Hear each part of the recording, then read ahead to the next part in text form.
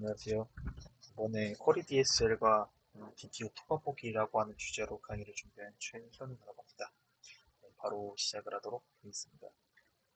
네, 오늘 배울 내용에 대해서 좀 목차로 좀 설명을 드릴 건데요. 오늘은 이제 DTO에 대한 필요성과 그다음 JPA N 플러스 1 프로그램에 대한 그런 그 내용과 그다음 쿼리 DSL에 대한 내용을 할 건데요. 사실 이번 강의에서 메인이 되는 내용 자체가 쿼리 DSL이기 때문에 얘를 좀 중점적으로 좀 설명해 드리도록 하겠습니다. 네, 그래서 오늘 배우는 학습 내용들을 좀 더 디테일하게 보면은 디테일에 대한 필요성을 학습을 할 거예요. 아마 여러분들 무조건 그 리퀘스트, 뭐 리스폰스 같은 것들을 지금은 다 DTO로 매핑을 하고 계시겠지만 DTO를 왜 쓰는지에 대한 그 필요성에 대해서 한 번 더 짚어 놓을 거거든요. 그래서 얘를 한번 설명해 드릴 거고요. 그다음에 이제 가장 중요한 거, 이제 JP의 N 플러스 1 프로그램에 대해서 알아보고 이거를 해결할 수 있는 방법에 대해서 좀 알아볼 겁니다. 근데 이제 JP의 N 플러스 1이 이걸 해결하기 위해서는 되게 조금 JP를 깊게 알아야 돼요. 그래서 이걸 다 배울 건 아니고요. 레퍼런스를 통해 가지고 그냥 패치 조인이라고 하는 것만 쓰면은 웬만한 경우에서는 N 플러스 1 프로그램을 다 막을 수 있거든요. 그래서 이제 레퍼런스 통해서 이제 패치 조인이 뭔지까지만 좀 이해를 하고 마무리 짓도록 하겠습니다. 그 다음은 이제 쿼리 DSL에 대한 본격적인 내용이 시작이 될 건데, 쿼리 DSL 이용해서 데이터를 조회하는 방법을 저랑 이제 실습을 통해서 같이 살펴보도록 할 거고요. 그 다음에 페이징 처리에 대해서 알아볼 겁니다. 아마 여러분들이 지금은 대부분 데이터베이스에 그러니까 JP의 레포지토리를 써가지고 이 데이터를 이제 목록 조회를 할 때 그냥 다 보내주고 있었을 거예요. 근데 이제 실무에서는 사실 그렇게 하진 않거든요. 네, 왜냐면은 테이블에 데이터가 몇 천만 건, 뭐 몇 억만 건 이렇게 되어 있는데 이게 사용자가 쿼리 목록 요청을 할 때마다 1억 건 데이터를 다 읽어서 줄 수가 없잖아요. 네, 그래서 실제로 뭐 이런 식으로 하는 거죠. 20건씩 잘라서 읽고 30건씩 잘라서 읽는 거 이런 식으로 이제 하는 거를 페이징 처리라고 합니다. 네, 그래서 그거를 쿼리 DSL로 어떻게 하는지에 대해서 살펴보도록 할 거고요. 그다음에 이제 쿼리 DSL 좀 마지막인데 여러분들이 페이징 처리를 할 때 이 기준이 있어요. 사실은 그 페이징 처리할 때 기준이 그냥 이 데이터를 잘라서 읽어오는 거거든요. 근데 그 자르는 기준을 설정할 수 있는 게 정렬이라서 이 정렬을 하는 방법에 대해서 같이 살펴보도록 할 겁니다. 네, 그 다음에 이제 사전 지식이 조금 그 앞에서 봤던 강의들보다 훨씬 더 좀 많이 요구가 되는 편이에요. 왜냐면 사실 쿼리 DSL이 여러분들 그 JPA를 이용한 그런 스프링 강의를 보면은 쿼리 DSL 항상 맨 마지막에 있습니다. 네. 맨 마지막에 있다는 건 뭐냐면은 앞에서 배웠던 지식들을 총동원해가지고 배우는 그런 기술이라는 걸 의미해요. 그래서 사전 지식이 앞에서 배웠던 뭐 그냥 JPA 아니면 뭐 DTO 기초 이런 내용보다 훨씬 더 많은 사진 지식이 요구됩니다. 그래서 가장 첫 번째로 스프링 MVC에 대한 전반적인 지식이 있어야 되고요. 그다음에 그 쿼리 DSL이 영속성 컨텍스트를 일부 이용하는 거기 때문에 JPA 기본 개념 알고 있어야 되고, 그다음에 JPA에서 사용하는 객체가 JPA 엔티티를 그 참조해서 만들어지는 거기 때문에 JPA에 대한 이해력이 좀 있어야 됩니다.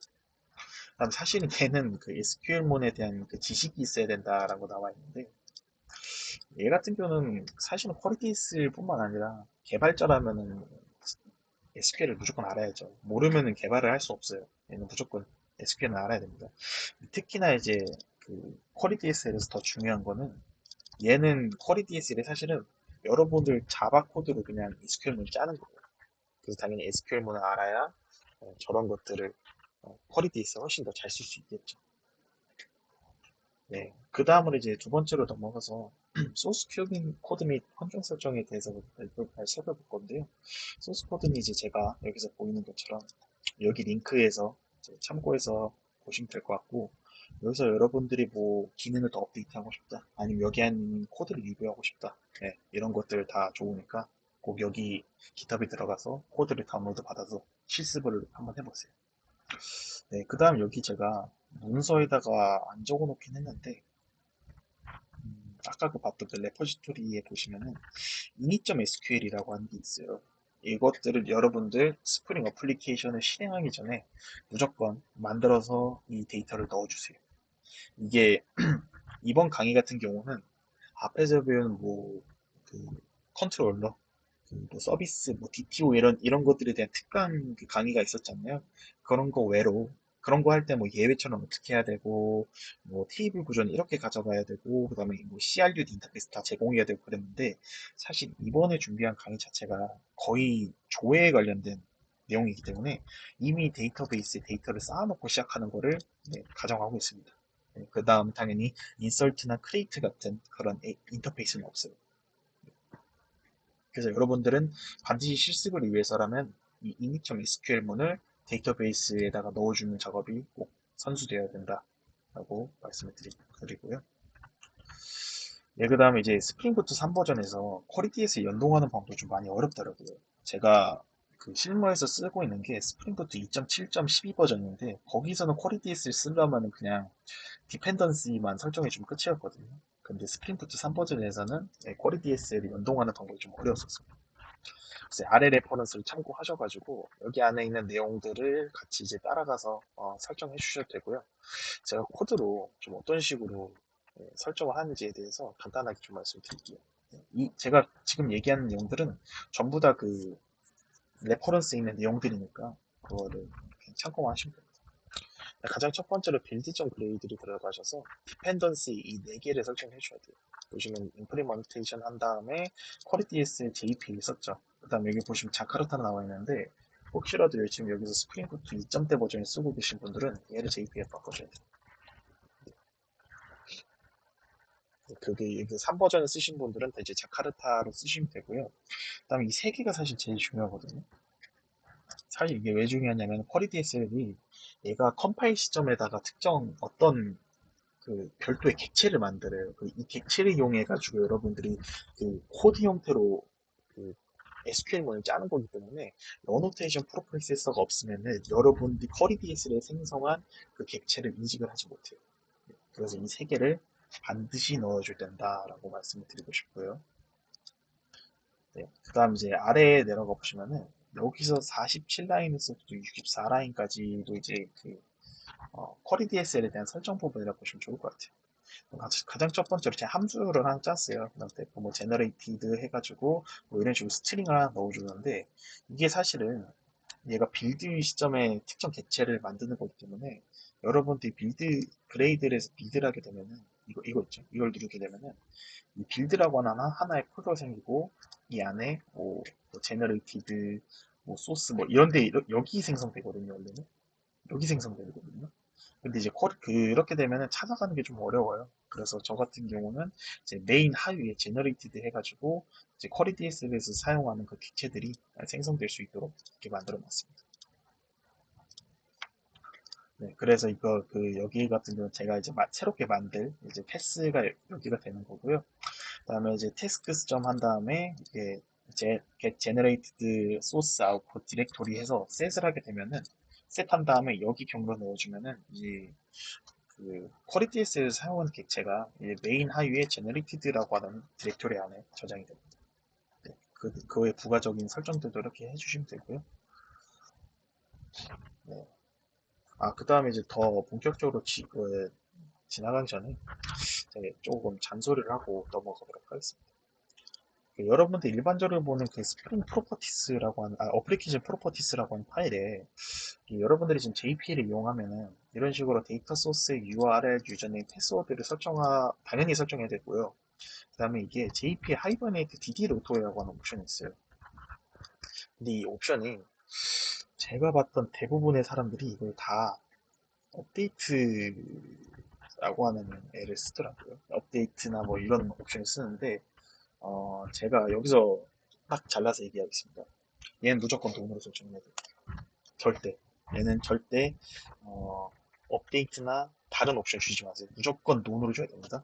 논으로 준다라는 게 어떤 의미냐면은 어플리케이션에서 이 데이터 이게 그거든요. 데이터 디파인 랭귀지로 해가지고 여러분들 크레이트 데이터베이스, 뭐 크레이터 테이블 이런 것들이 이제 DDL이라고 해요. 이런 것들을 어플리케이션 띄어져서 자동화 하지 않겠다라는 옵션이에요. 근데 얘는 진짜 무조건 해야 돼요. 얘는. 무조건 논이어야 돼요. 왜냐면은 얘를 한번 쳐보세요. 인터넷에 쳐보면은 바로 봐봐요. 제가 JP 하이버네이트 DDA 오토라고 하는 그냥 키워드만 친 거예요. 뭐 여기서 뭐 주의할 점이라고 안 쳤어요. 안 치고 그냥 이거 키워드만 검색한 건데 검색하자마자 지금 상위에 뜬 세 개가 뭐죠? 주의할 점, 주의할 점이잖아요. 네. 그래서 하나 내용을 보면은 이 DDL로부터는 옵션이 되게 여러 가지가 있어요. 뭐 크레이트, 드롭, 업데이트, 발리데이트, 논 이런 식으로 나와 있는데 얘는 무조건 논으로 설정이 돼요. 왜냐면 크레이트 같은 거 뭐냐면은 내가 어플리케이션을 띄워줄 때마다 데이터를 삭제했다 지웠다 이런 건데 그럼 당연히 그 테이블 안에 있던 모든 데이터가 다 날아가지게 되는 거겠죠. 그래서 크레이트 같은 거 장애 절대 쓰면 안 되고요. 업데이트도 변경분만 반영이 돼요. 예를 들면 근데 저 조심해야 되는 게 그거예요. 내가 유저라고 한 테이블 있고 호스트라고 한 테이블이 있어요. 근데 유저라고 한 테이블은 바뀌지 않았어. 그러면 얘는 어플리케이션이 실행될 때 그냥 그대로 냅둬요. 기존 있는 그대로 냅두는데 호스트 테이블이 변동이 생겼어. 예를 들면 컬럼이 하나 추가된 거예요. 변경도 생겼죠? 그러면은 데이터베이스를 아예 지워버려요. 지운 다음에 그 호스트 테이블 다시 올려버립니다.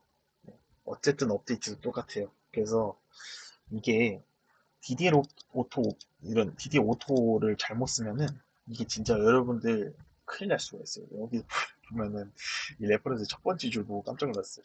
보시면은 재난급 서버 장애나고 개발자 인생 끝났거나 서류가 나와있죠. 그래서 여러분들 실무에서 이거 쓰면은 잘못 쓰면은 진짜 개발자 인생 끝날 수도 있기 때문에 무조건 논으로 합니다. 절대. 절대 어떤 어플리케이션이나 이런 거에서 좀 중요한 시스템 리소스를 건드리는 일 자체를 거의 없도록 해줘야 돼요. 네. 그래서 그거 좀 참고하시면 좋을 것 같고요. 그래서 논으로 설정한다면 그러면 논으로 설정했는데 내가 테이블 하나 만들어야 돼. 그럼 어떻게 해야 되냐라고 하는데 데이터베이스 직접 들어가서 만들어야죠. 그럴 때는. 그래서 제가 그거를 강제하라고 해서 제가 일부러 ini.sql을 제공해 드리는 거 그거예요.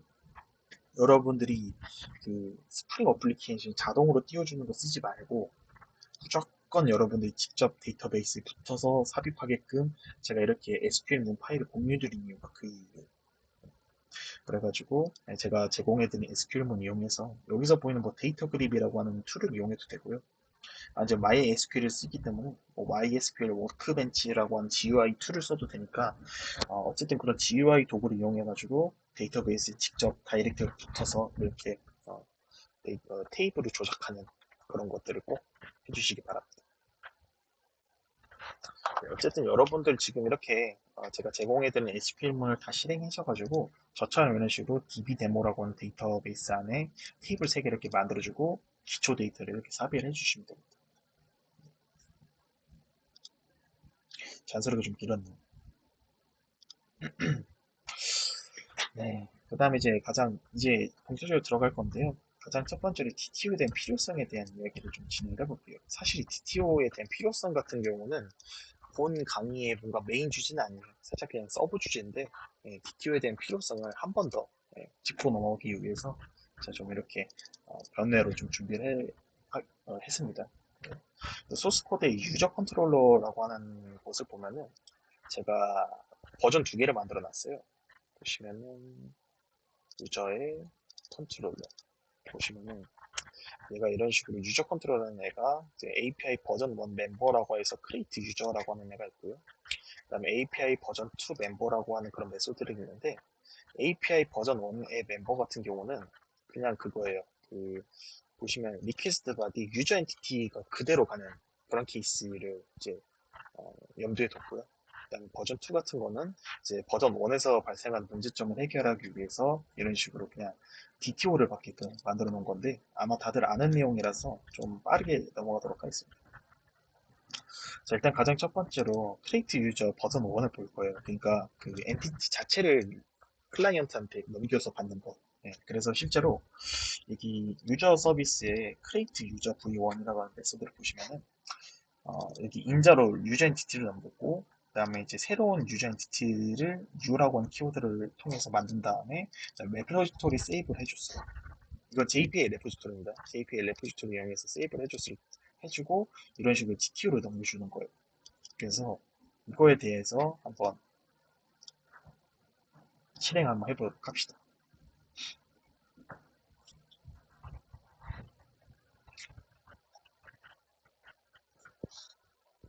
잠깐만요. 데이터베이스에 또 데이터가 뭐 쌓여있는지 좀 볼게요. 하나 좀 뜨긴 했네. 네. 그럼 제가 지금 이미 제 거 데이터베이스에는 아이디가 1번인 사람이 저장이 되어 있으니까 아이디가 2인 사람을 한번 만들어 보도록 할게요. 자, 지금 여기 지금 서버가 잘 올라왔고, 아까 제가 봤던 것처럼 이제 그 컨트롤러에서 이제 엔티티 자체를 넘겨서 이제 저장하는 방법을 보여드릴 건데, 일단 가장 이 유저 엔티티에 대한 그 구조가 어떻게 되는지 봐야겠죠. 그래서 보시면 같이 뭐 아이디에서 이 제너레이트 밸류 되어 있고요. 그 다음 네임, 어드레스, 이메일 이런 식으로 되어 있고, 이 아래에 있는 이 오더 엔티티 리스트 같은 거는 그냥 뒤에서 알라볼 그 목록 그 뭐냐 주문 목록 조회할 때 사용하는 그런 연관 관계로 보시면 될 것 같아요. 한번 요청을 해보도록 하겠습니다. 보시면 얘는 포스트 매핑에 저렇게 보내야 된다 나와 있죠. 그러면은 뭔가요?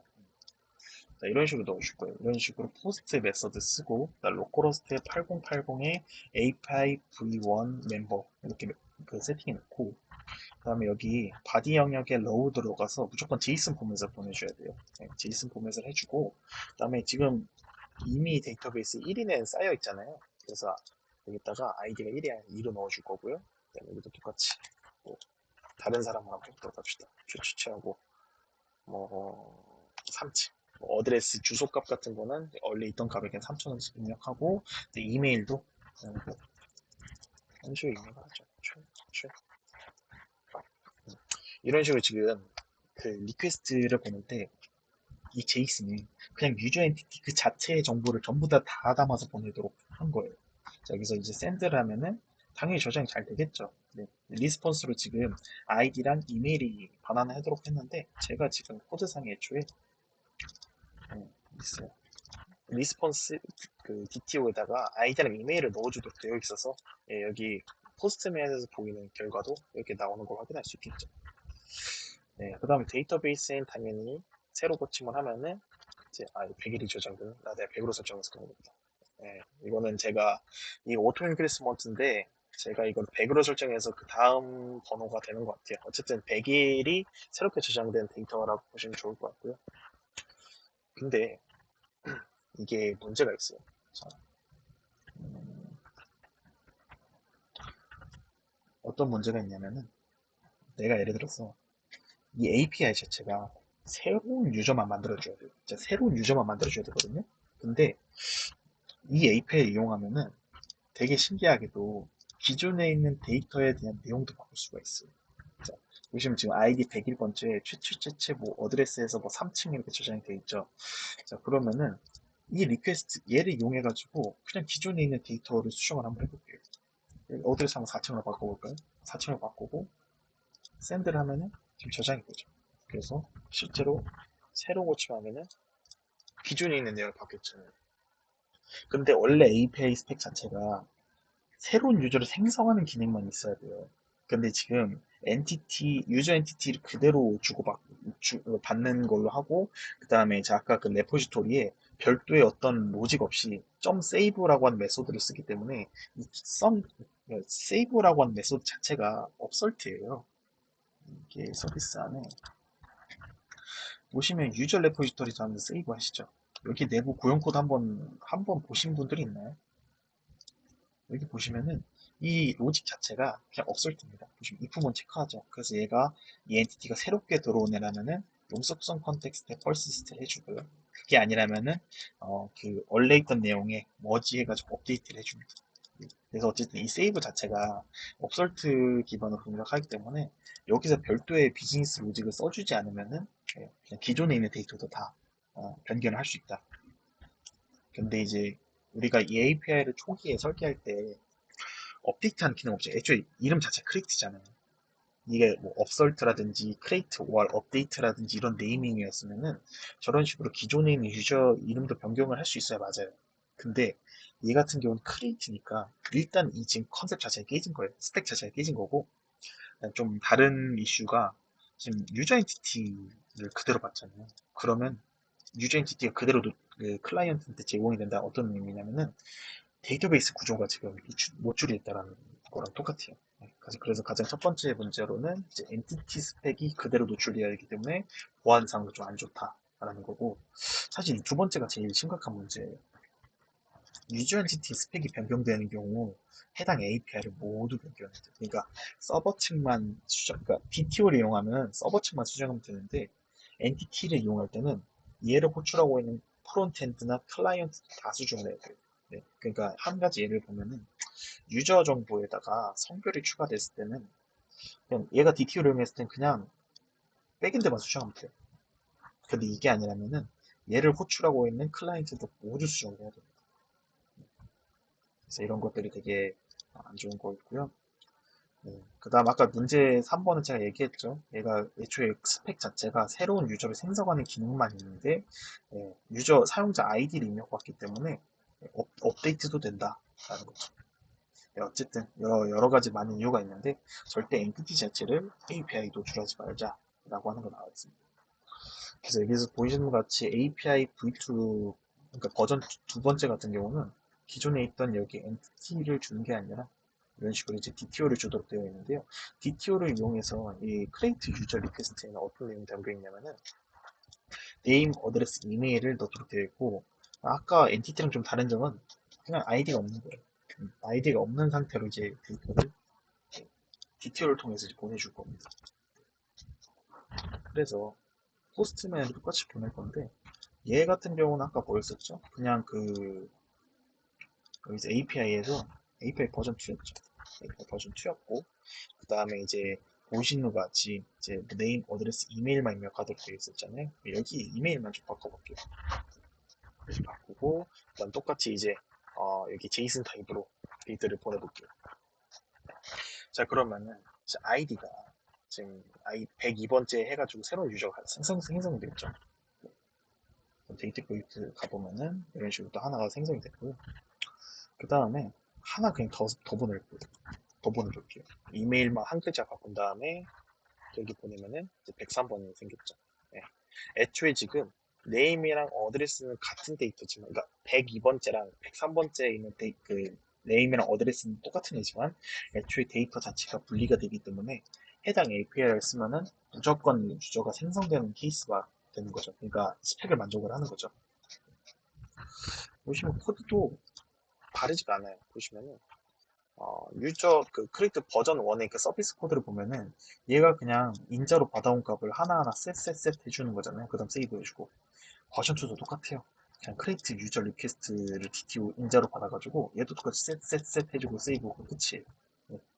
근데 얘를 DTO로 바꿨다 해가지고 크리에이트만 이제 발생하는 그런 아주 좋은 스펙에 잘 맞는 API가 설계된 걸 확인할 수 있습니다. 근데 여기서 여러분들 좀 궁금할 거예요. 제가 잘 보면은 이메일을 데이터 살필 때마다 이렇게 바꾸잖아요.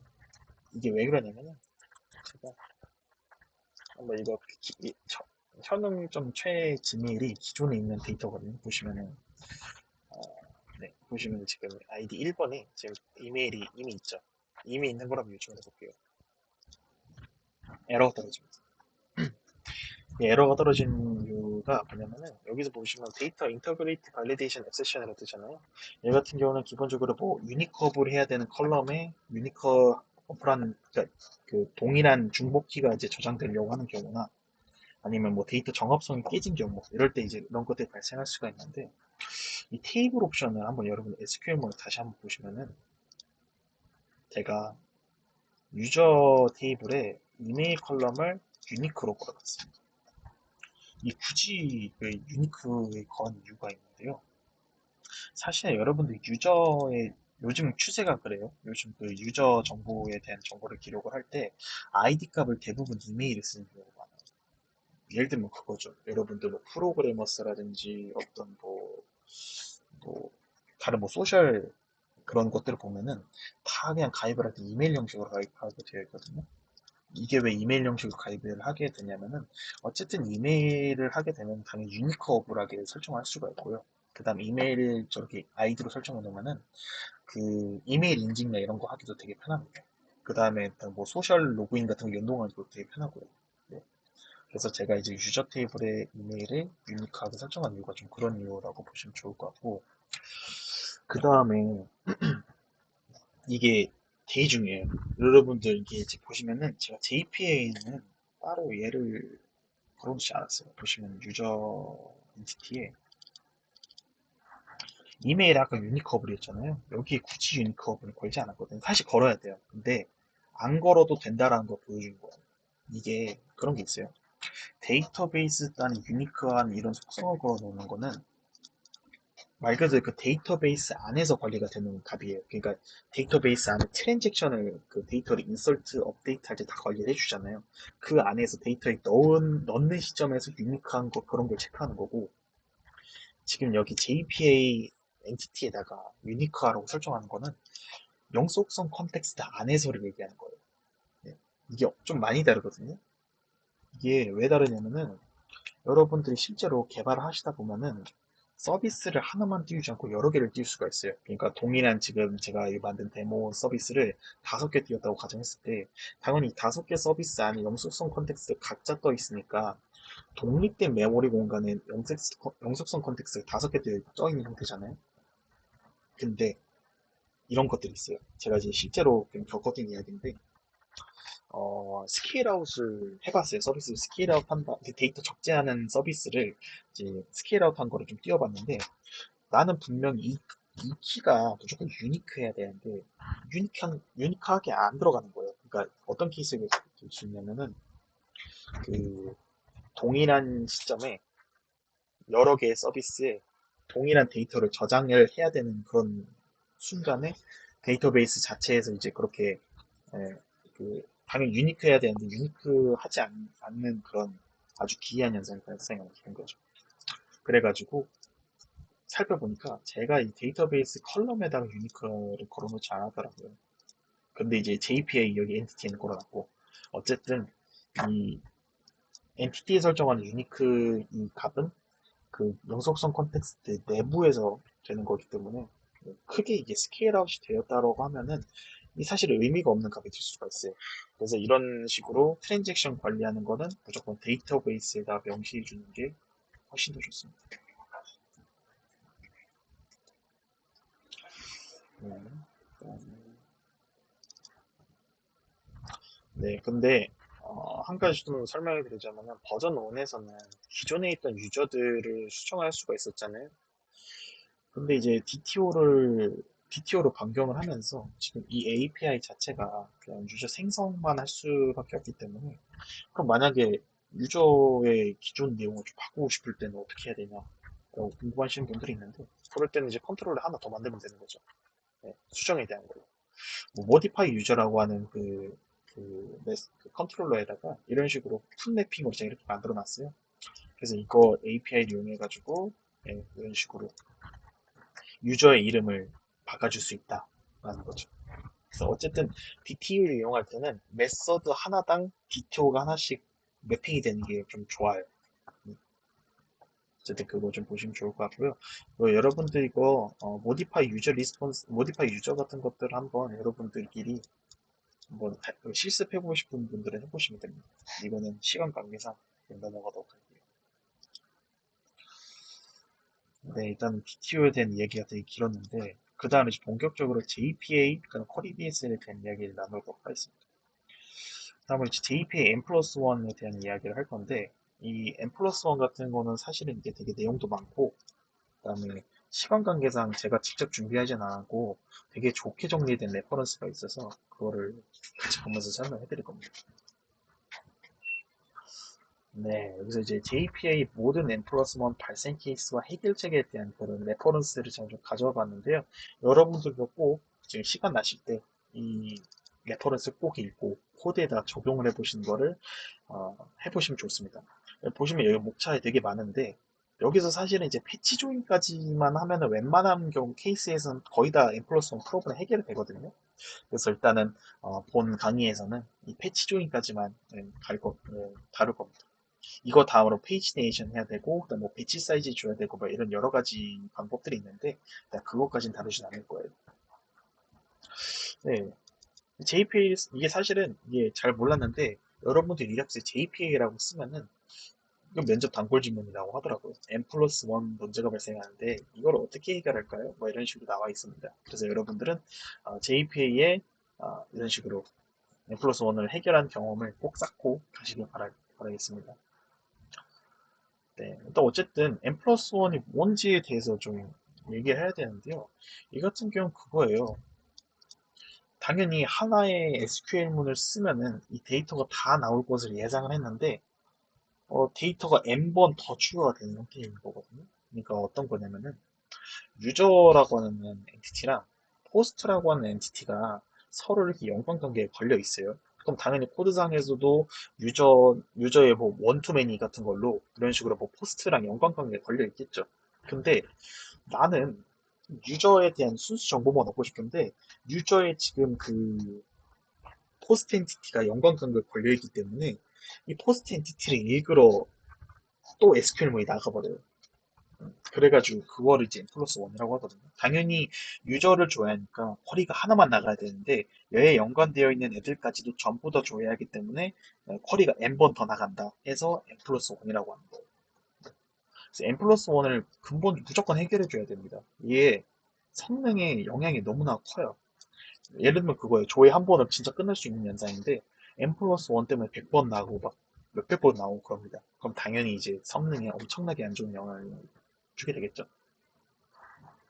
그래서 제가 옛날에 했었던 게 그거예요. 뭐 제가 그 패치 타입을 무조건 레이지로 설정을 해야 했었잖아요. 여기서 나오는 거 그래요. 실무에서 가장 쓰지 말아야 할 그 어떤 강의를 봐도 어떤 레퍼런스를 봐도 직시 요지는 다 사용하지 말라고요. 그래서 M 플러스 1을 일단 가장 기초적으로 막을 수 있는 거는 직시 로딩에 사용하지 않는 것. 직시 로딩을 사용하지 않고 지연 로딩을 사용하는 방법이라고 보시면 좋을 것 같아요. 그래서 어쨌든 직시 로딩을 쓰면은 말 그대로 내가 유저라고 하는 엔티티를 읽었을 때 얘랑 참조되는 그 포스트 엔티티를 읽으러 그냥 가라고 하는 의미랑 똑같아요. 그래서 무조건 직시 로딩은 절대 사용하지 말라라는 거고요. 네. 어쨌든 여기 레퍼런스를 보시면은 유저에 대한 바인드 오를 했을 때 얘가 이제 즉시 로딩이 되어 있으니까 이 예제에서는 유저랑 아티클이라고 하는 이제 그런 연관관계가 걸린 그 구조인데 보시면 난 유저만 찾았는데 보시면은 아티클이 이제 연관관계로 걸려 있으니까 얘를 다 읽으러 가는 거예요. 이렇게 보시면은 얘가 심지어 에티클에 대한 그런 저 셀렉트 현상이 한 번에 벌크로 요청돼서 날아가면서 한 거는 그나마 좀 덜해. 근데 잘 보시면은 건건이 셀렉트 프롬 웨어를 하고 있죠. 네. 그래서 얘 같은 경우는 그냥 성능이 미치도록 엄청나게 안 좋다. 절대 쓰지 말라라는 거고. 그 다음에 이제 무조건 제가 디폴트로 지연 로딩을 쓰라고 했어요. 근데 지연 로딩은 뭐냐면은 내가 유저 테이블을 읽었을 때 지금 그 지연 로딩으로 써져 있는 애를 읽어보지 않아요. 그러니까 지금 이 시점에 내 유저를 읽어봤을 때 에티클이라고 하는 그 연관관계는 무조건 empty set. 이 empty set을 넣지 않아서 널 이렇게 찍을 거예요. 네, 그래서 내가 user.get article을 했을 때 이제 그 쿼리를 그 뭐냐 데이터베이스에 조회해서 받아오는 방식을 이제 지연 로딩이라고 하면 좋을 것 같습니다. 네. 그래서 이런 식으로 뭐 find by all을 할 때는 보시면 얘가 끝이에요. 얘가 끝인데 얘 같은 경우는 지금 소스 코드 보면 얘도 똑같이 뭐 select from where 이렇게 나가잖아요. 이게 왜 그러냐면은 이 코드상에 이 사람이 이미 뽀문을 돌면서 하나하나씩 에티클에서 그 데이터를 뽑아오고 있어서 그래요. 그래서 실질적으로 지금 여기 있죠. 여기 여기만 수행했을 때는 무조건 저기 아티클에 대한 SQL에 나가지 않습니다. 네. 그래서 일단은 지연 로딩을 설정하는 게 가장 일반적인 방법이고요. 네, 이런 식으로 얘는 필요할 때마다 이제 SQL문을 데이터베이스에서 읽어오는 그런 방식을 보면 좋을 것 같아요. 네, 근데 여러분들 그 지연 로딩만 써서 해결이 너무 좋은 그런 걸 텐데 실제 실무에서는 그러진 않아요. 지연 로딩을 쓴다 해서 M 플러스 1 다 해결이 되지는 않습니다. 이게 왜 그러냐면은 어쨌든 쟤는 이게 뽀문을 두면서 get 에티클을 하잖아요. 네, 보시면 에티클에서 읽어오잖아요. 읽어올 때 지금 얘가 SQL문이 나가잖아요.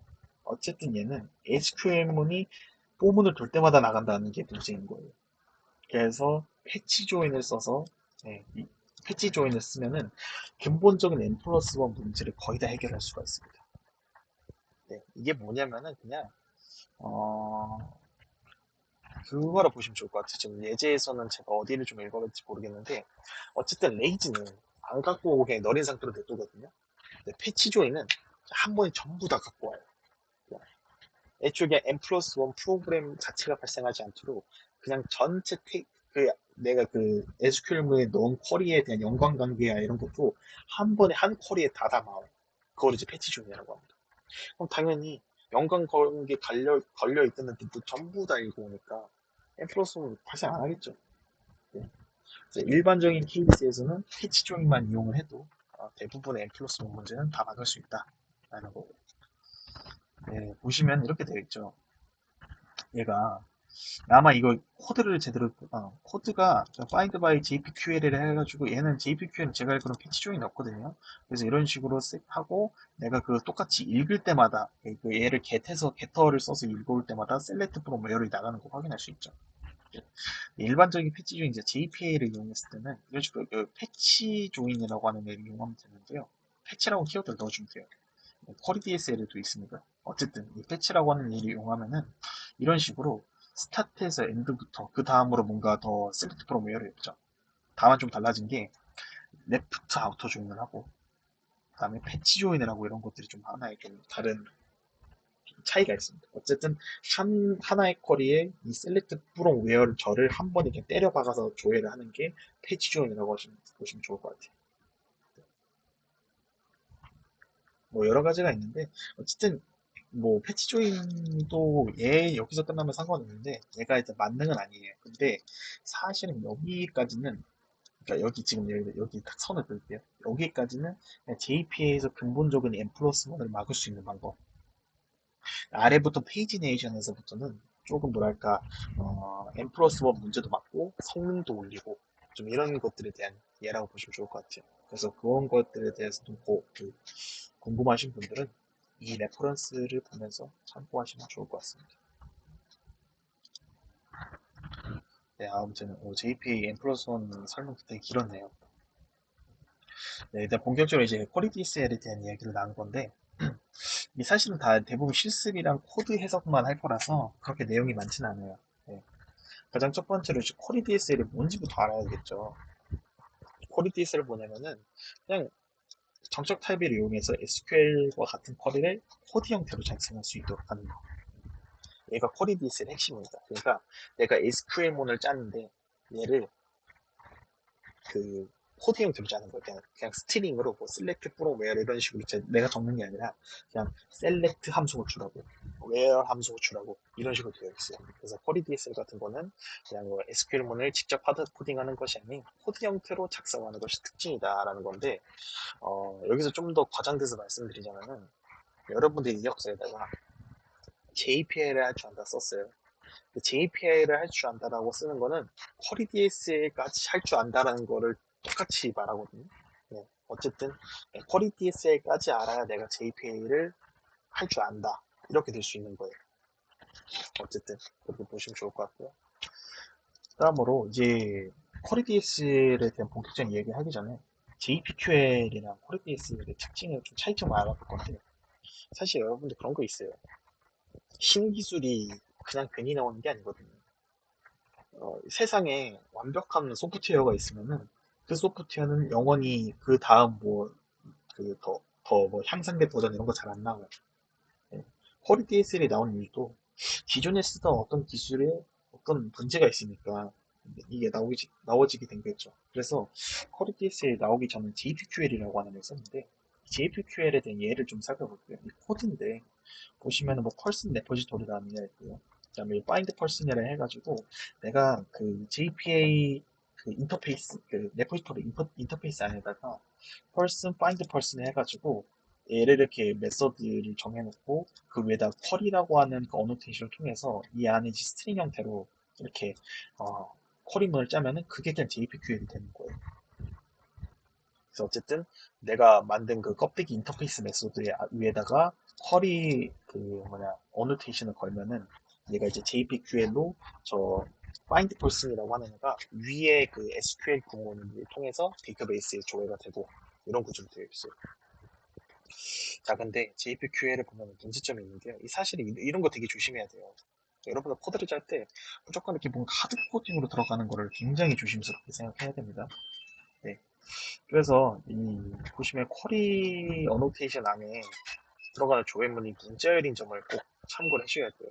그런데 예제에서 보이는 것처럼 펄슨 엔티티 스펙이 변경되는 경우는 어떻게 될 거냐.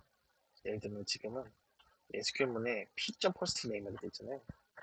얘가 firstname이 아니라 fname으로 변경됐다 가정해볼게요. 그다음 한 가지 더 가정하는 게 해당 API의 호출 건수가 너무 적어요. 너무 적어서 6개월마다 한 번씩 일어난다 가정해보도록 합시다. 네, 그 다음에 여러분들 이거 반영을 했어요. 반영한 다음에 어플리케이션을 빌드하고 실제 운영 중인 서버에 배포를 했어요. 근데 얘가 엄청 발생하지 않는다는 API를 했잖아요. 그래서 6개월 후에 어떤 사용자가 해당 API를 호출했는데 에러가 떠. 갑자기 어플리케이션에서 에러가 떠. 이거 뭐냐면은 어떤 말을 할 수 있냐면은 개발자는 에러 사항을 6개월 후에 확인할 수 있는 거랑 똑같은 거예요. 솔직히 여러분들 그냥 토익 프로젝트로 했을 땐 상관이 없어요. 저는 에러가 뜨는 거는. 근데 운영 환경에서 저게 절대 발생하면 안 되거든요. 그래서 여러분들은 항상 이렇게 문자열로 이루어진 거를 하드코딩된 형태를 정말로 조심하셔야 됩니다. 일단은 하드코딩이 되어 있는 그 코드를 보시면은 의심부터 하셔야 돼요. 아, 이거 좀 문제 있을 수도 있겠는데 이러면서. 네, 어쨌든 그래서 이제 CRUD 관련된 연산이 문자열로 이루어져 있어서 얘 런타임 시 해당 에러를 확인할 수 있다라고 나와 있는데 솔직히 말해서 여기서 더 심한 데서 말씀드리자면 런타임 시에 이 API를 호출해야 확인할 수 있는 거예요. 네. 그 다음에 얘 같은 경우는 제가 말씀드렸듯이 런타임 시에 확인 가능하다 했잖아요. 그래서 컴파일 시에 확인이 안 돼요. 보시면은 스펙 바꿨잖아요. 그 다음 내가 어플리케이션을 빌드했어요. 빌드 자체가 컴파일을 한다는 소리잖아요. 빌드가 성공했어. 그다음 운영 중인 서버 배포를 했다라고 나와 있잖아요. 이게 뭐냐면은 애초에 이런 식으로 쿼리 JPQL을 쓰면은 컴파일 단계에서 제가 체크가 안 돼요. 그래서 장애 리스크가 상승한다라는 거죠. 그래서 이런 엄청난 문제점이 있기 때문에 쿼리 DS를 나왔는데 쿼리 DS에는 이제 쿼리를 문자로 작성할 수 있는 거를 이제 문제로 삼아가지고 컴파일 시 타입 체크가 안 됐던 거를 그걸 해결하기 위해서 그냥 여러분들이 저 조회를 위한 특정 객체를 또 만들어요. 그래서 뒤에서 알아볼 그 객체가 Q객체가 되는 거거든요. 네, 어쨌든 뭐 이런 식으로 J 쿼리 DSL 같은 쿼리문은 좀 이런 식으로 나가요. 보시면 뭐 select first by 뭐 nm 이런 식으로 나가는데 보시면 같이 JPA 쿼리 팩토리라고 하는 하나의 뭐 객체가 있고요. 그다음에 Q객체라고 하는 애가 있죠. 그다음에 여기서 select from where 패치 이런 식으로 나가죠. 근데 보시면 select from where 이게 여러분들이 일반적으로 봤던 그 SQL문이랑 똑같잖아요. 다만 그 SQL문을 이런 식으로 함수 형태로 사용하는 게 이제 쿼리 DSL의 핵심이라고 보시면 좋을 것 같아요. 네. 그래서 이제 얘 같은 경우는 문자열 형태가 아니라 이런 식으로 코드 형태로 지금 작성할 수 있는 거를 그 확인할 수 있고요. 네, 그 다음에 얘 같은 경우는 펄슨 엔티티가 또 스펙이 변경됐다 볼게요. 똑같이 펄슨 네임이 F 네임으로 변경된 거예요. 그럼 보시면은 웨어절에 펄슨.펄슨 네임 좀 이퀄 이렇게 나와 있죠. 그럼 애초에 컴파일 시에 얘가 그냥 에러가 떠요. 여기가 바뀌었잖아요 지금. 얘가 이 펄슨이라고 하는 애가 여러분들이 만든 펄슨 엔티티가 아니라 Q 펄슨이라고 하는 애의 그 값들이기 때문에 그 얘를 빌드할 때마다 또 새롭게 만들어요. 그래서 그 새롭게 빌드하면은 펄스 네임이 아니라 F 네임으로 바뀌어 있겠죠. 그럼 애초에 얘가 컴파일 할 때부터 퍼스트 네임이 없다고 에러가 뜹니다. 네. 그래서 얘 같은 경우는 이런 식으로 컴파일 타임에 에러가 식별되기 때문에 장애 리스크를 엄청나게 크게 줄일 수 있다라는 거죠. 그래서 그다음 요 문서에서 나오진 않는데 쿼리 DSL은 애초에 이런 식으로 SQL문 형태로 작성할 수 있기 때문에 대부분의 개발자들이 조금 복잡한 쿼리를 JPA로 해야 되는 경우에 대부분 쿼리 DS를 이용해서 하세요. 예를 들면 지금 뭐 셀렉티브 프롬 열밖에 없는데 뭐 조인을 해야 되고 뭐 여기 안에 오프셋 또 예를 들면 페이징 처리해야 되고 뭐 오더 바이 해줘야 되고 이럴 때 JPA로 좀 처리하기 어려우니까 다시 쿼리 DS를 이용해가지고 SQL문을 함수 형태로 정의해서 사용합니다. 네, 그 다음에 이제 쿼리 DSL의 핵심이 되는 내용인데 과연 큐 객체는 무엇일까요? 네, 큐 객체는 뭐냐면은 사실은 여러분들 JPA 어노테이션 프로세서가 컴파일 시점에 그 어노테이션 임베디드 볼이라고 하는 어노테이션 걸린 애들을 그 빌드해가지고 새로운 어떤 쿼리 객체를 만들어줘요. 그 쿼리 객체를 큐 객체라고 합니다. 그래서 해당 객체의 그 쿼리문들이 다 함수 형태로 정의되어 있거든요. 아까 봤던 것처럼 뭐 셀렉트 프롬 이런 것들을 이제 큐 객체에 있는 그 값들을 이용해가지고 넣어줄 수가 있어요. 네, 어쨌든 실제로 그 예를 좀 보도록 하죠. 개발자가 직접 정의한 유저 엔티티가 이런 식으로 있다 쳐볼게요. 아까 제가 그 보여줬던 예인데 유저 엔티티 우리가 정의한 그 엔티티가 맞죠? 이런 식으로 정의하고 내가 그 쿼리 DSL을 그 빌드 점 그레이드에다가 디펜던시 넣어주고 그 다음에 이제 빌드를 새롭게 돌리면은 나는 만든 적이 없는 새로운 어떤 큐 객체가 만들어져요. 큐 객체라는 게 뭐냐면은 우리가 원래 알고 있던 엔티티명 앞에 Q를 붙는다, Q가 앞에 붙는다 해가지고 큐 객체라고 해요. 그래서 큐 객체 내부 메시드 보면은 이런 식으로 뭐 Q 유저 엔티티, 뭐 엔티티 패스 베이지 뭐 이런 식으로 베이스 뭐 이런 식으로 나오는데 어쨌든 이거는 이제 쿼리 DSL에서 조회를 할 때 사용하는 그런 음, 그런 객체다라고 보시면 좋을 것 같습니다. 그래서 이제 코드를 좀 보시면은 그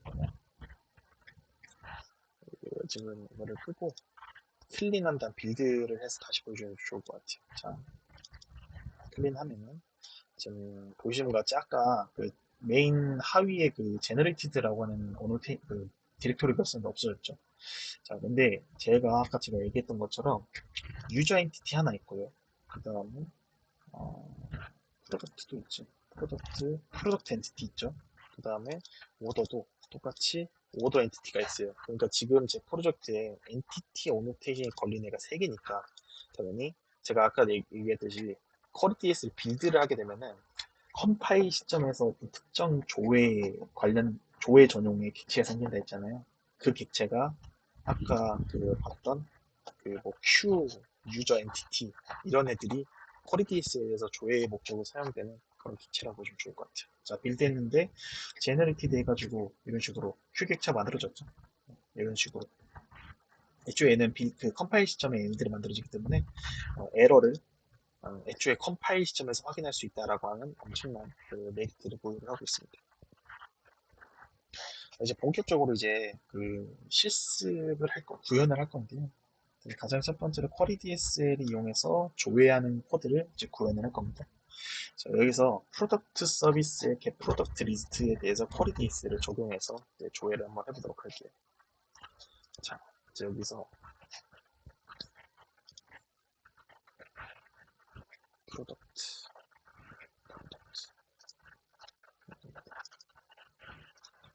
프로덕트의 컨트롤러 서비스 뭐 이렇게 보면 되겠네요.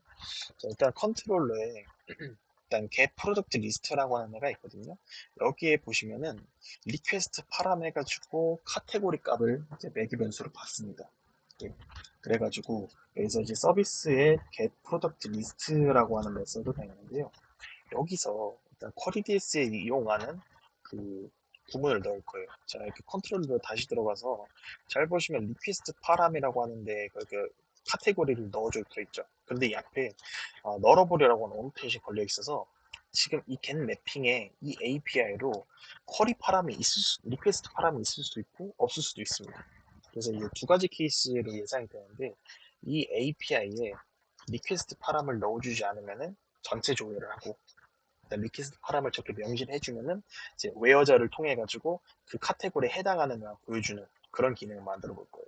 그래서 실제 데이터베이스를 보면은 TV 프로덕트라고 하는 보시면 이 카테고리라고 하는 게 값이 있죠. 이런 식으로 카테고리들이 있는데 얘를 조회할 때 그러니까 저런 걸 리퀘스트로 요청을 할 때 이 카테고리를 명시하지 않으면은 얘네 전체 다 줄 거고요. 그다음에 이 카테고리를 명시하면은 그 카테고리에 해당하는 애만 줄 겁니다. 네, 그거를 쿼리 DS로 잡을 거예요. 네, 가장 첫 번째로 일단 제가 쿼리 DS를 설정하지 않기 전에는 이런 식으로 개 프로덕트에 find by all을 한다 그냥 줘요.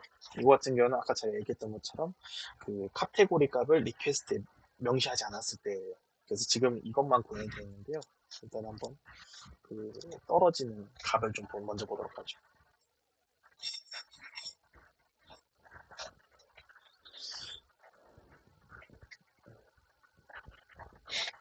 네, 실행을 했고요. 그 다음에 뭐 get 이거는 뭐를 새롭게 만들어야겠다. 제가 그냥 새롭게 하나 만들겠습니다. 보시면은 프로덕트 컨트롤러에 get이니까 당연히 메서드를 get을 해주고 get 같은 경우는 우리가 그 리퀘스트 바디가 없죠? 리퀘스트 바디 삭제해주고 그 다음에 이거는 똑같이 로컬호스트 8080에 그 API 엔드포인트 주소가 프로덕트네요. 프로덕트하고 그 다음에 일단은 지금 전체 그냥 목록 조회를 할 거니까 따로 리퀘스트 파람에 카테고리 값을 넣어주진 않을 거예요. 그래서 이 상태로 지금 요청을 보내면은 이런 식으로 리퀘스트 쪽에 지금 뭐 카테고리 구분 없이 전체 데이터가 다 오는 걸 확인할 수가 있을 거예요. 네.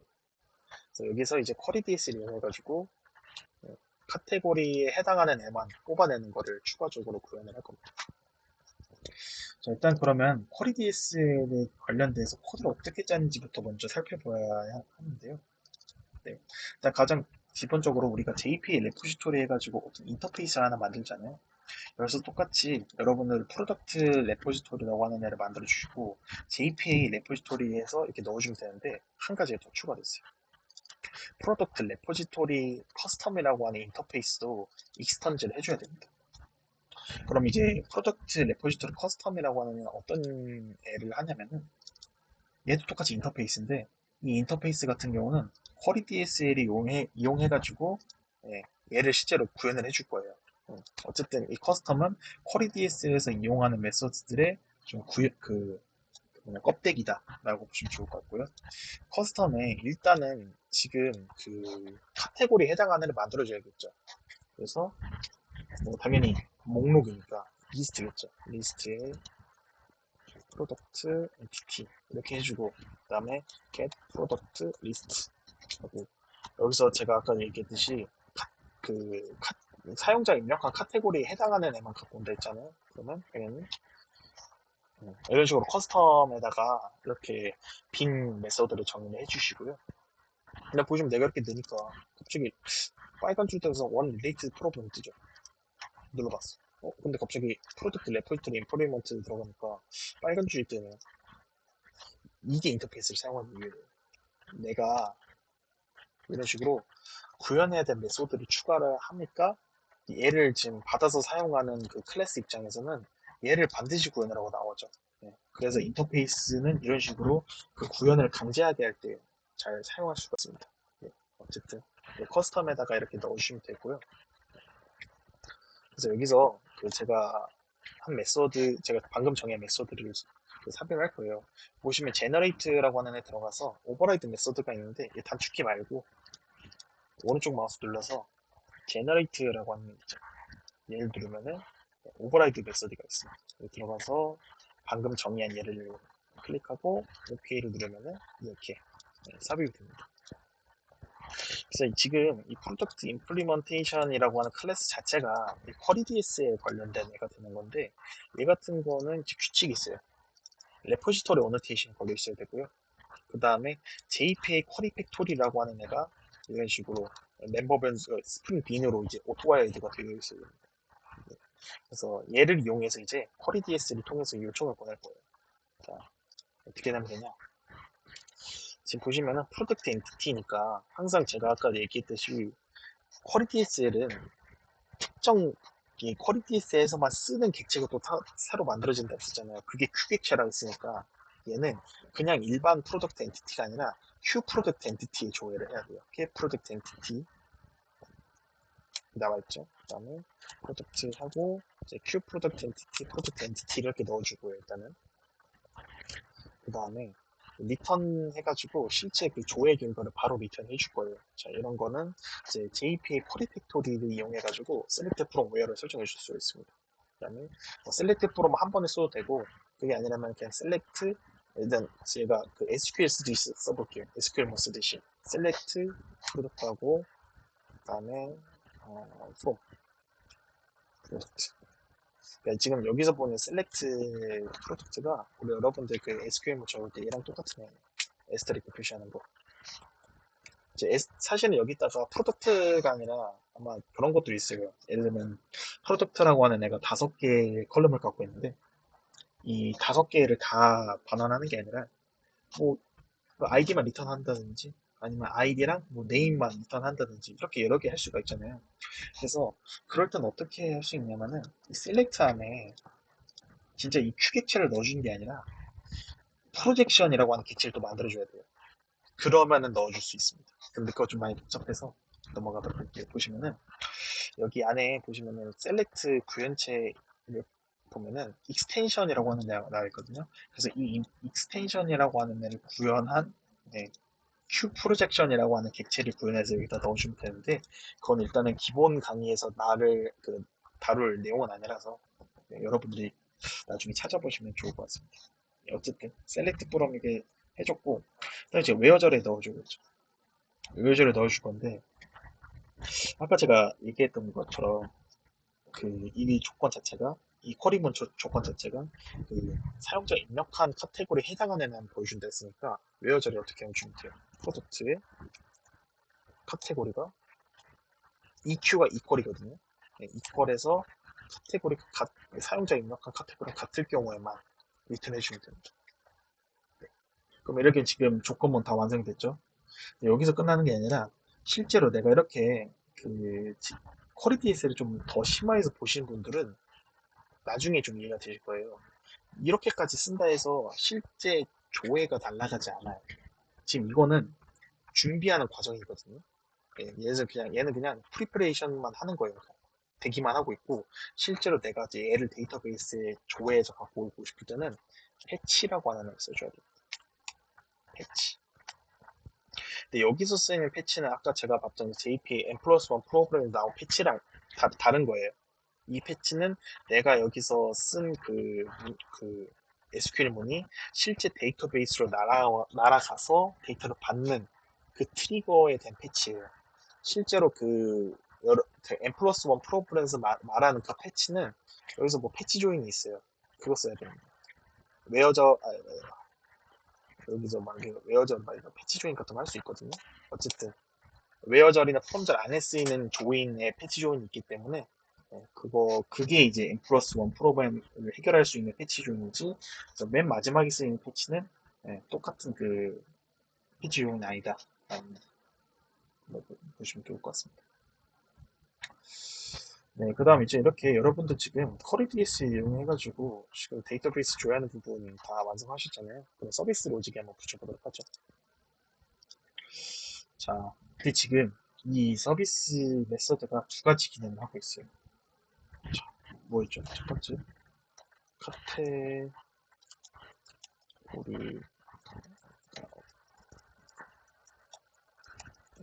없을 때는 전체 줄 카테고리가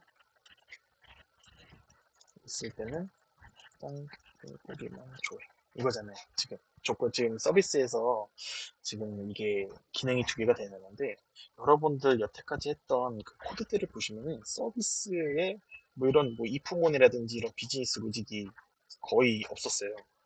그래서 이번에 거의 저희 처음으로 넣는 거라고 보시면 좋을 것 같은데 예, 일단 이런 식으로 얘 같은 경우는 이프몬을 이용해서 써줘야겠죠. 그래서 가장 첫 번째로 얘를 결과를 담을 수 있게 뭐 이렇게 프로덕트 리스폰스 하나 만들어 놓고 그래서 리스폰스 이런 식으로 하나 만들어 줄 겁니다. if 해가지고 가장 첫 번째로 이제 카테고리가 없을 때를 할 건데 카테고리 없다라는 건 무슨 의미냐면은 카테고리가 is empty일 때예요. 비어 있을 때 우리가 그거 있거든요. 프로덕트 리스트에 너럽으로 설정하면은 얘가 실제로 그 안에 값이 이 스트링 카테고리에 널이 들어가는 게 아니라 빈 값이 들어갑니다. 네, 그래서 여러분들이 이거 이 부분 체크할 때 이가 뭐 널 이렇게 한 게 아니라 그냥 그 is empty를 쓰면은 체크가 가능하거든요. 그거 참고하시면 좋을 것 같아요. 네, 어쨌든 이렇게 is empty일 때는 어떻게 해야 되냐 이렇게 하면 되고요. 그다음에 이제 얘 같은 경우는 이제 전체 조회니까 당연히 저 리스폰스에 밑에 있는 이 리턴 코만 있는데 그대로 주면 되겠죠. 네, 그대로 바꾸면 돼요. 여기 넣어주면 얘는 지금 끝났죠. 그다음에 이제 else는 저희 뭐냐 카테고리 그 해당하는 카테고리만 조회하는 로직이 이제 else 부분에 들어간다고 보시면 좋을 것 같아요. 일단 리턴 부분은 리스폰스를 주고요. else는 어떻게 할 수 있냐면은 지금 프로덕트 레포지토리가 JPA 레포지토리 있잖아요. 근데 볼게요. 리스폰스는 프로덕트 레포지토리에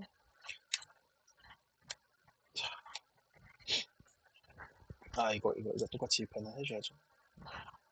주고 스트리머를 바꾼 다음에 맵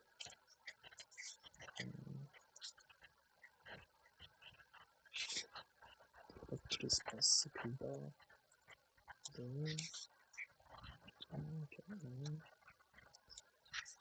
그다음에 프라이스 배치도 카테고리 겟 카테고리에서 재료를 빌드 해주고 이렇게 하고요. 그다음에 스트링 객체를 다시 리스트로 받아내기 때문에 이런 식으로 해주면 되겠죠. 이게 근데 그 되게 신기한 게 여러분들이 지금 임플리먼테이션에만 이 코드를 구현했는데 지금 여러분들이 호출한 거는 여기란 말이에요. 프로덕트 레포지토리 인터페이스를 호출했는데 프로젝트 그러니까 그의 인터페이스 점 프로덕트 리스트하는 게 있죠. 이게 왜 그러냐면은 프로덕트 레포지토리에 지금 프로덕트 레포지토리 커스텀이 지금 익스턴즈 돼 있고 이 익스턴즈를 구현한 그 구현체가 퀄리티에스로 만든 예잖아요. 네. 그래가지고 이런 지금 이제 레포지토리, 커스텀, 임플리먼테이션 이 구조를 만들어 놓으면은 여러분들이 쓰는 JPA 레포지토리 플러스 퀄리티에스로 추가된 기능들을 같이 쓸 수가 있어요. 네. 그래서 어쨌든 이 퀄리티에스 이렇게 세 개의 구조를 쓰게 되면은 기존에 여러분들이 썼던 그 JPA 기능 플러스 퀄리티에스 기능까지 같이 쓰는 거니까 이런 식으로 이제 좀 뭐랄까 확장성을 넣어줄 수가 있습니다. 네, 어쨌든 여기 이제 다 코드 유닛 있고요. 한번 테스트를 한번 해보도록 하죠.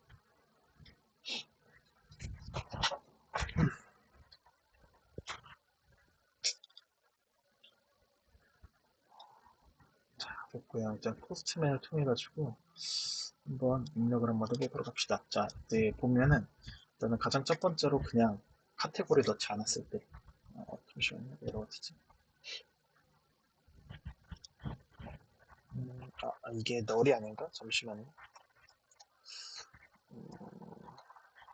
한번 저걸 찍어봐야 될 것 같아요. 카테고리가 2cm로 안 걸리는 거 보니까 널로 들어가나? 잠깐만요.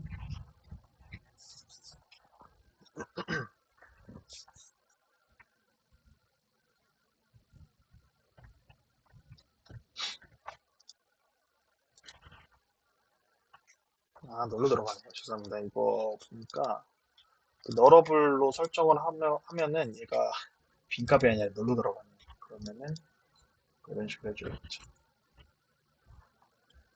오브젝트 널 is not 카테고리 그래서 이렇게 해가지고 다시 한번 돌려볼게요. 오브젝트 is null이 그 카테고리는 널 이렇게 체크하는 거랑 똑같은 겁니다.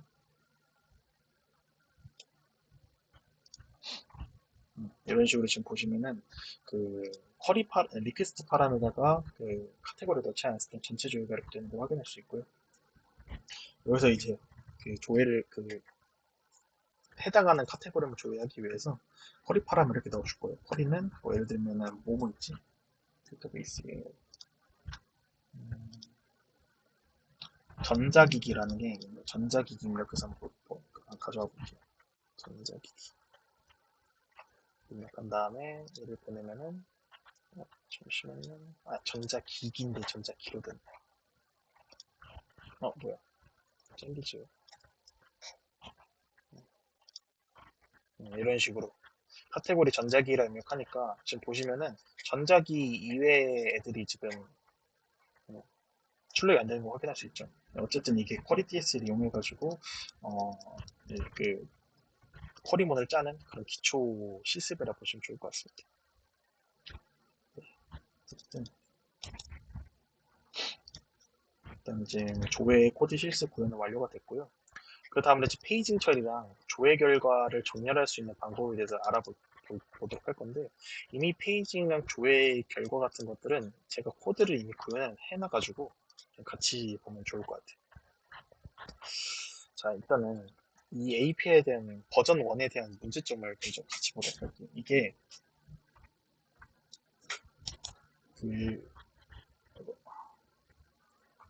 이게 리퀘스트 파람을 넣지 않으면은 전체 데이터를 조회를 한다 했잖아요. 보시면 지금 20건 데이터가 20건밖에 없는데, 얘가 아까도 얘기했다시피 실제 데이터베이스 1000만 건, 1억 건, 10억 건 이렇게 데이터가 있을 때 얘를 내가 이 엔드포인트를 요청할 때마다 데이터 전체를 읽는 것 자체가 좀 말이 안 되거든요. 애초에 그러니까 뭐 그냥 몇 시간 걸릴 겁니다. 다 읽는데. 그래서 그런 것들을 방지하기 위해서 실제 서비스들에서는 얘를 전체 데이터를 읽지 않고 그냥 앞에서 10건, 20건, 30건 이런 식으로 읽는다 했었죠. 그래서 그걸 위해서 쓰는 게 이제 페이징인데, 쿼리 DS에서 페이징 처리는 어떻게 하냐 그래서 프로덕트 컨트롤러를 보시면은 제가 API 버전 2에다가 이 값을 넣어줬습니다. 네. 그래서 얘 같은 경우는 뭐냐면은 사용자가 입력한 페이지랑 사이즈 값에 해당하는 데이터만 잘라서 보여줘요. 네. 그래서 일단은 보시면 리퀘스트 파람에 똑같이 페이지랑 사이즈라고 하는 애가 필요하고요. 이 두 개는 여러분들 꼭 공식처럼 사용하셔야 돼요. 얘는 무조건 페이징 처리할 때 페이지랑 사이즈라고 하는 값들은 무조건 얘네 두 개 받아야 돼. 얘는 자바뿐만 아니라 고도 똑같고 뭐 다른 뭐 C++, 뭐 파이썬도 똑같이 페이징 처리할 때는 무조건 페이지랑 사이즈라고 하는 애가 있어야 돼요. 네. 그래서 페이징 처리 첫 번째로 보면은 얘를 정렬하는 기준 없이 쌓인 데이터를 순서대로 페이징 처리하는 걸 좀 알아보도록 할게요. 그래서 프로덕트 서비스에 get product list with page라고 하는 애를 제가 구현해놨고, 여기를 보시면은 좀 얘 앞에서 봤던 얘랑 좀 달라요. 보시면은 얘는 이제 페이지 리퀘스트라고 하는 하나의 또 다른 새로운 게 생겼죠. 이 페이지 리퀘스트라고 하는 애가 스프링 안에서 자동으로 이제 사용자 입력한 페이지랑 사이즈에 대한 그런 그 데이터베이스의 오프셋을 구해가지고 이 범위를 생성해 주는 거예요. 그래서 얘 같은 경우는 이런 식으로 프로덕트 레포지토리에 get 프로덕트 리스트 with page라고 하는 그 쿼리 DSL로 만든 그런 API를 호출할 건데, 여기서 되게 중요한 건 인자로 넘긴 값을 여기서 페이지 리퀘스트를 만들었잖아요. 그 다음에 보시면 되는 값이 페이지 리퀘스트.get offset, 페이지 리퀘스트.get 페이지 사이즈라고 하는 애가 나옵니다. 네. 그래서 한번 보도록 하겠습니다. 실제 쿼리 DSL 코드를 보시면은 이게 여러분들 아마 처음 볼 거예요. 오프셋이랑 리밋이라고 하는 애가 추가가 됐는데, 이 오프셋이랑 리밋이라고 하는 게 뭐냐면은 데이터베이스의 오프셋이 뭐냐면 그 여러분들이 하나의 레코드마다 여러분들이 바차, 인티저, 뭐 타임 스탬프 이런 값들을 다 넣어주잖아요.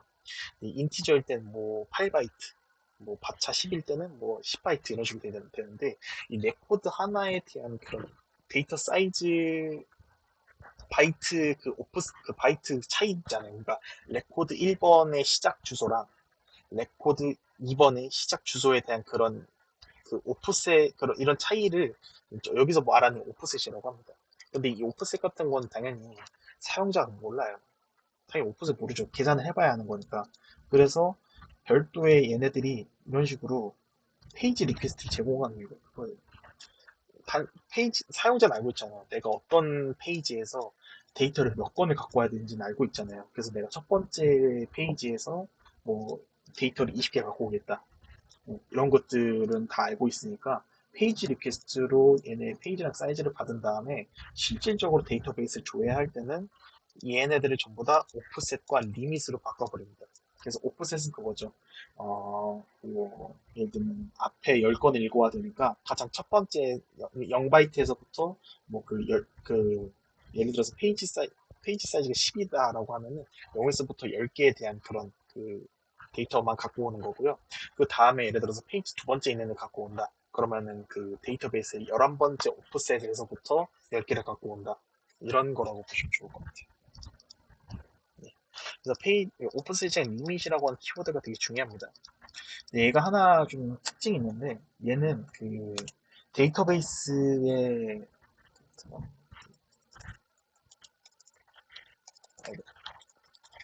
뭐 하면 데이터 페이지가 과거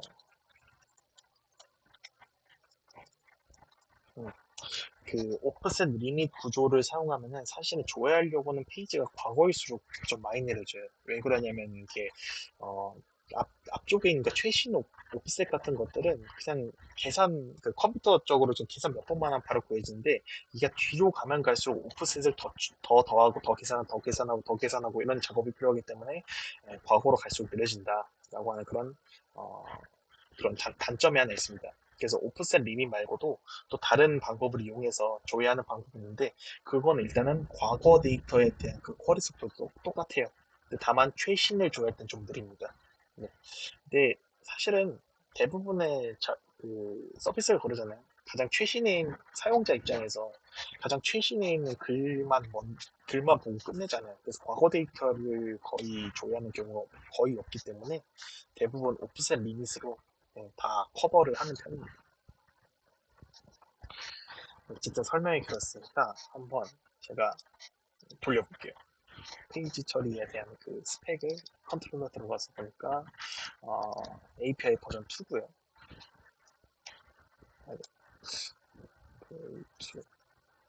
프로젝트에 리퀘스트 파람으로 페이지랑 사이즈가 들어있었죠. 그래서 페이지는 0, 페이지는 0, 사이즈는 10, 5로 할게요. 네.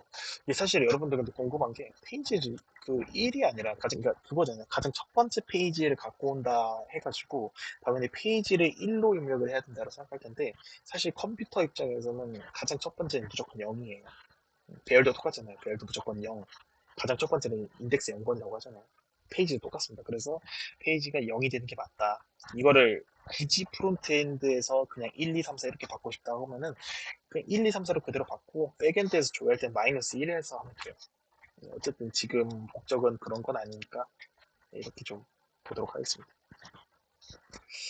자, 이제 보시면은 이 보이2를 써가지고 이런 식으로 페이지 처리해서 값을 갖고 온 거예요. 그럼 이런 식으로 지금 책 1, 2, 3, 4 해서 배 해서 세번 5개밖에 안 나오거든요. 근데 이거 같은 경우는 한번 사이즈를 늘려볼게요. 10으로. 10으로 늘리면은 이런 식으로 보시면은 10건이 지금 조회가 되는 거 확인할 수가 있죠. 그다음 예를 들어서 지금 페이징 0번째인데, 그러니까 첫 번째인데, 얘를 다음 번째 데이터 바꾸고 싶을 때는 페이지를 그냥 1로 설정한 다음 다시 보내면은, 보시면 지금 마지막이 에어팟이잖아요. 그럼 에어팟 다음에 있는 데만 나옵니다. 이렇게. 네. 그래서 이런 식으로 데이터를 쪼개서 가져올 수 있다라고 하는 게 페이징 처리의 가장 큰 장점이고요.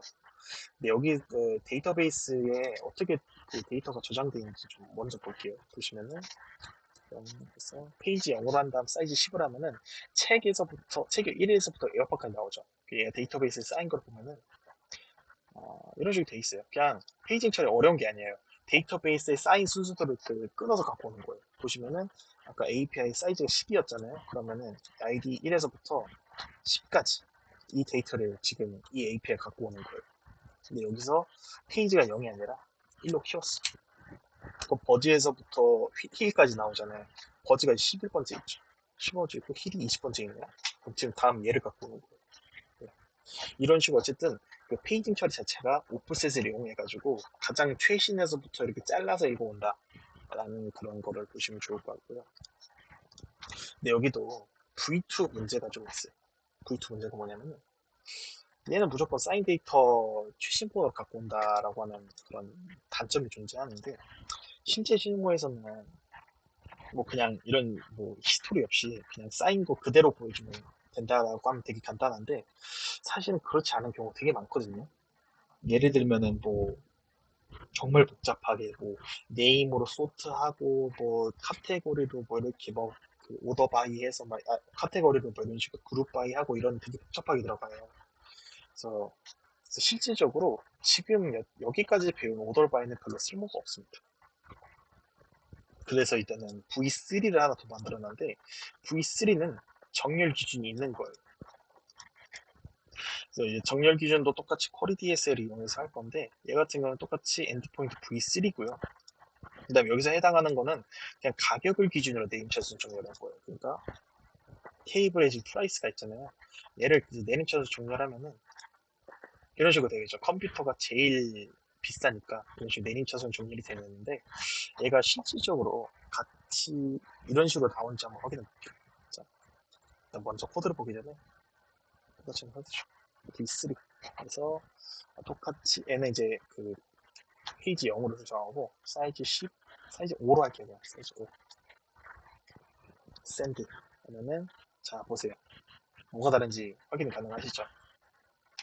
자, V2로 했을 때는 그냥 책 1, 2, 3, 4 배가 나오는데 V3를 했을 때는 뭔가 좀 다르게 나오죠. 똑같이 5개가 나오긴 하는데 뭔가 이 가격이 제일 비싼 것부터 나오죠. 그러니까 컴퓨터, 노트북, 구두, 에어팟, 버즈 나오는데 똑같이 컴퓨터, 노트북, 구두, 에어팟, 버즈 이런 식으로 되어 있잖아요. 그래서 지금 데이터베이스 뷰어에서 보이는 결과랑 동일하게 나오고 있다. 그래서 이거를 어떻게 해줄 수가 있냐면은 쿼리 DSL에 오더 스피스파이어라고 하는 객체가 하나 있어요. 걔를 이용해서 구현을 해주면 됩니다. 네, 코드도 되게 어렵진 않아요. 이게 보시면은 get product list with page and sort price description 뭐 이런 식으로 나와 있는데 여기서 얘가 더 추가된 형태라고 보시면 좋을 것 같아요. 오더 스피스파이어 한 다음에 이런 식으로 오더를 네임샷을 정렬하고 어떤 거 기준으로 프로덕트 프라이스를 기준으로 이렇게 설정한 다음에 오프셋 리밋을 이렇게 그대로 걸고요. 마지막으로 이렇게 오더바이를 걸어주면 돼요. 오더바이에서 오더 스피스파이어를 넣어주면 됩니다. 근데 사실은 이게 오프셋 리밋까지는 되게 쉬워요. 근데 실무에서 제일 어려운 데가 여기거든요. 지금 오더 스피스파이어 해가지고 그냥 단순히 가격으로 그냥 소팅하고 끝나는데 실제 그런 것들도 있어요. 그 여러분들이 보이는 네이버 화면 한번 보도록 할게요. 네이버 화면으로 봤을 때 지금 여기서 보이는 메일, 카페, 블로그, 쇼핑, 뉴스 뭐 이런 키워드들이 한글로 보이잖아요. 근데 얘를 영문으로 들어가면은 저거에 맞춰서 보이게 되어 있거든요. 영문 어떻게 들어가냐?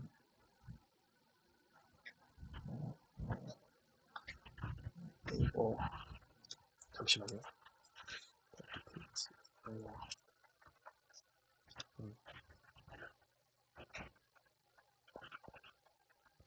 로그인할 때 똑같네요. 여기도.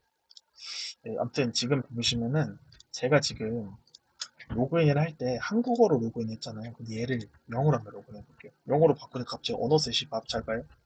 한국어는 지금 아이디 로그인, 이름 비밀번호 QR코드로 나와 있는데 얘를 잉글리시로 바꾸니까 갑자기 사인 위드 유저네임, QR코드 이런 식으로 영어로 나오죠. 그래서 실제로 화면 들어가면은 내 비밀번호 까먹었다. 큰일 났네. 어쨌든 제가 하고 싶은 거는 실제 여러분들이 그 보이는 화면이야.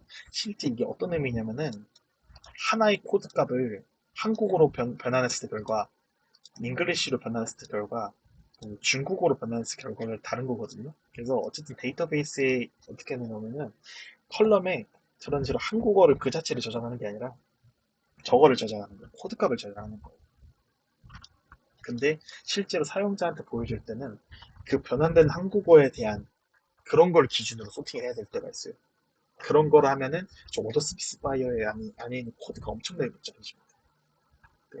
어쨌든 퀄리티에스에서 제일 어려운 거는 이 오더 스피스파이어를 구현하는 부분이다 라는 거를 좀 염두에 주시면 좋을 것 같습니다. 네, 어쨌든 이제 마지막으로 이제 애펜딕스로 퀄리티에스를 이용해가지고 인설트, 업데이트, 리무브를 나와 있죠. 제가 어, 이 보시면은 그 조회잖아요. 사실 그 쿼리.DSL이 조회를 목적으로 사용하는 거긴 한데 얘를 이용해서도 인서트, 업데이트, 리무브 해줄 수 있긴 있어요. 근데 그거는 이제 인서트, 크로스, 뭐 업데이트 크로스, 리무브 크로스 이런 애들 이용해서 진행할 수 있는데 쿼리.DS를 이용해서 이런 연산하실 때 주의할 점이 하나 있는데 그게 안 나오네. 네, 저 레퍼런스 제가 좀 교체를 해놓도록 하겠습니다. 퀄리티SL에서 인서트 업데이트 리무브를 하면은 영속성 컨텍스트에 찌르지 않아요. 이게 좀 많이 중요하거든요. 왜냐면은 새롭게 어떤 그 영속성 그 엔티티가 뭐 생성이 되고 수정이 되고 삭제가 되면은 JPL을 이용했을 때는 이 영속성 컨텍스트를 반드시 통과를 해야 돼요. 그래야 관리하는 것이 되는데 쿼리 DSL을 이용해서 인서트 업데이트 리무브 할 때는 그 대부분 저기 뭐냐 영속성 컨텍스트를 통과하지 않고 데이터베이스에 다 바로 다이렉트로 찌르게 돼요. 그럴 때는 이제 여러분들이 JPA랑 같이 쓸 때는 꼬일 수가 있거든요. 그래서 어떻게 하는 게 좋냐면은 쿼리.DS는 말 그대로 조회를 하는 용도로 위주로 사용하시고 인서트 업데이트 리무브는 JPA를 이용해서 하시는 것을 추천드리겠습니다. 네. 오늘 준비한 자료는 여기까지고요. 네, 여기서 마무리 짓도록 하겠습니다. 감사합니다.